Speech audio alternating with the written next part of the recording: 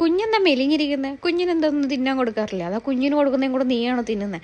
ഇങ്ങനെയൊക്കെ ചോദിക്കുന്നവരോട് എനിക്കൊന്നും പറയാനില്ല. പലതും നമുക്ക് പറയണമെന്ന് തോന്നും, എന്നാൽ പിന്നെ നിങ്ങളൊന്ന് കൊടുക്കുന്നൊക്കെ തോന്നും പറയാൻ. പക്ഷെ നമ്മൾ അങ്ങനെയൊന്നും പറയാൻ പാടില്ല. നിങ്ങളുടെ അറിവിൽ ഏതെങ്കിലും അമ്മമാർ മക്കളെ പട്ടിണിക്കിടുന്ന അമ്മമാരുണ്ടോ? ഒരമ്മമാരും സ്വന്തം മക്കളെ എന്തായാലും പട്ടിണിക്കിടത്തില്ല.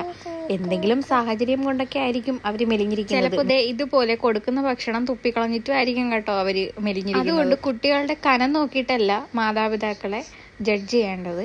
അവർ ഹെൽത്തി ആയിരിക്കുന്നുണ്ടോ ഇല്ലയെന്ന് മാത്രം ശ്രദ്ധിച്ചാൽ മതി കേട്ടോ. അപ്പോൾ ഞാൻ ഇനിയിപ്പോൾ നാട്ടിൽ പോയാലും എൻ്റെ അടുത്ത് എല്ലാവരും ചോദിക്കാൻ പോകുന്ന ഒരു ക്വസ്റ്റ്യൻ ആയിരിക്കും ഇത്. അതുകൊണ്ടാണ് ഞാൻ മുൻകൂട്ടി വീഡിയോ ഇടുന്നത് ഗൈസ്. എൻ്റെ അടുത്ത് ആരും ചോദിച്ചുകൊണ്ട് വരണ്ട. ബിക്കോസ് അവന് ഫുഡ് കഴിക്കാൻ തീരെ താല്പര്യമില്ലാത്ത ഒരു കുട്ടിയാണ്. അവന് ആവശ്യത്തിനുള്ള ഫുഡ് ഞാൻ കൊടുക്കുന്നുണ്ട്, പക്ഷെ അവൻ കഴിക്കുന്നത് വളരെ കുറച്ചാണെന്ന് മാത്രം. ഒന്നാമത്തെ കാര്യം, അവന് ഞാൻ ഫുഡ് കൊടുത്ത് തുടങ്ങുമ്പോഴത്തേക്കും കുറച്ച് നേരം അവൻ കഴിക്കുമ്പോഴത്തേക്കും അവൻ കരഞ്ഞു തുടങ്ങും. കരഞ്ഞു തുടങ്ങിയാൽ പിന്നെ ഞാൻ ഫുഡ് കഴിക്കാൻ അവനെ ഫോഴ്സ് ചെയ്യിപ്പിക്കാറില്ല. അവന് ഇഷ്ടമുള്ള കുറച്ച് ഫുഡുണ്ട്, പഴം, ഫ്രൂട്ട്സ്, അങ്ങനെയൊക്കെയുള്ള ഫുഡൊക്കെ അവന് ഭയങ്കര ഇഷ്ടമാണ്. അപ്പോൾ അതൊക്കെ കൊടുത്താൽ അവൻ നൈസായിട്ട് കഴിച്ചോളും. അല്ലാതുള്ള എന്തെങ്കിലുമൊക്കെ കുറുക്കോ അങ്ങനെയൊക്കെ ഞാൻ കോരി നിറയ്ക്കാൻ നോക്കുമ്പോഴത്തേക്കാണ് അവന് ഭയങ്കരമായിട്ട് കരയുന്നത് കേട്ടോ. അപ്പോൾ അങ്ങനെ കൊടുക്കാൻ എനിക്ക് താല്പര്യമില്ലാത്തതുകൊണ്ട് ഞാൻ ഇപ്പോൾ കൊടുക്കുന്നില്ല. അങ്ങനെ അവന് ഇഷ്ടപ്പെട്ട ഫുഡ് മാത്രമാണ് കേട്ടോ ഇപ്പോൾ കൊടുക്കുന്നത്. അപ്പോൾ ഇനി ആരോടെങ്കിലും ഇങ്ങനെ ചോദിക്കാൻ തോന്നിയാൽ നിങ്ങൾ അമ്മമാരോട് മാത്രമല്ല അച്ഛന്മാരോടും ഒന്ന് ചോദിച്ചു നോക്കണം.